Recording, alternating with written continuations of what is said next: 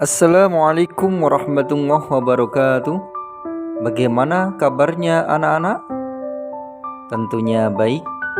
Semoga senantiasa sehat, dirahmati oleh Allah Subhanahu wa ta'ala.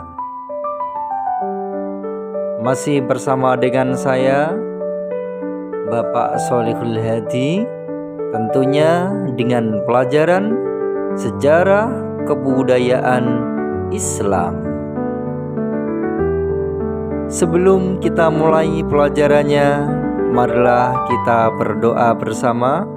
Bismillahirrahmanirrahim. Peran umat Islam dalam memperjuangkan kemerdekaan Indonesia. Kompetensi dasar 1.5 menghayati karunia Allah Subhanahu wa ta'ala dalam perjuangan kemerdekaan. 2.5 mengamalkan sikap semangat juang tinggi. 3.5 menganalisis perang umat Islam pada masa penjajahan dan kemerdekaan. 4.5 menilai peran umat Islam pada masa penjajahan dan kemerdekaan dalam menumbuhkan sikap cinta tanah air dan bela negara. Mind map peran umat Islam dalam memperjuangkan kemerdekaan Indonesia. Peran umat Islam pada masa penjajahan dan kemerdekaan. Perjuangan umat Islam pada masa penjajahan. Selanjutnya, perjuangan umat Islam pada masa kebangkitan. Peran umat Islam pada masa penjajahan dan kemerdekaan. Peran umat Islam pada masa penjajahan dan kemerdekaan. Perjuangan umat Islam dalam mengusir penjajah dan meraih kemerdekaan dibagi dalam beberapa tahap perjuangan. Pertama, masa penjajahan di mana perjuangan rakyat dibayangi oleh politik pecah belah, divide and impera. Kedua, masa kebangkitan nasional. Pada masa kebangkitan nasional, para pemuda yang belajar di luar negeri dengan semangat nasionalismenya kembali ke Indonesia dan bersatu berjuang meraih kemerdekaan. Perjuangan umat Islam masa penjajahan. Salah satunya ada Pangeran Diponegoro. Siapakah beliau? Bendara Raden Mas Antawiryo yang lahir pada 11 November 1785 merupakan putra sulung dari Sultan Hamengkubuwono III.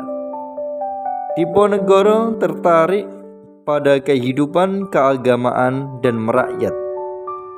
Perang Diponegoro pada tahun 1825 sampai dengan 1830 berawal ketika pihak Belanda memasang patok di tanah milik Diponegoro di desa Tegalrejo. Semangat perang sabil yang dikobarkan Pangeran Diponegoro membawa pengaruh luas hingga ke wilayah Pacitan dan Kedu. Dalam pertempuran dari tahun 1825 sampai 1826, kemenangan ada di pihak Diponegoro. Hal ini disebabkan 1. Semangat perang pasukan Diponegoro masih tinggi.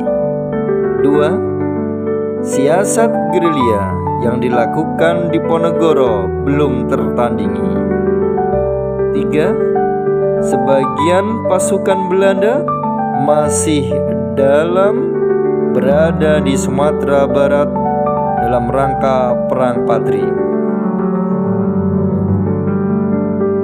Belanda menilai bahwa perlawanan Diponegoro sangat membahayakan kedudukan Belanda di Indonesia.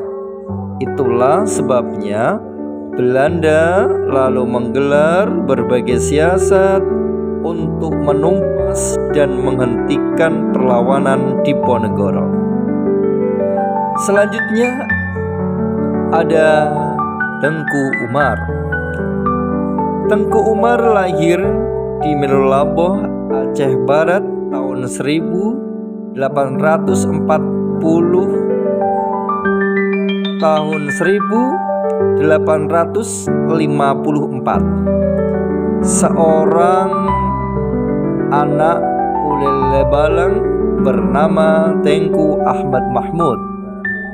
Tengku Umar saat berusia 19 tahun ikut serta berjuang pada Perang Aceh. Pada tahun 1880,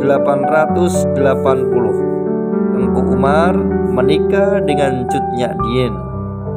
Tengku Umar berpura-pura menjadi antek Belanda untuk mengetahui siasat perang Belanda agar gampang dikalahkan.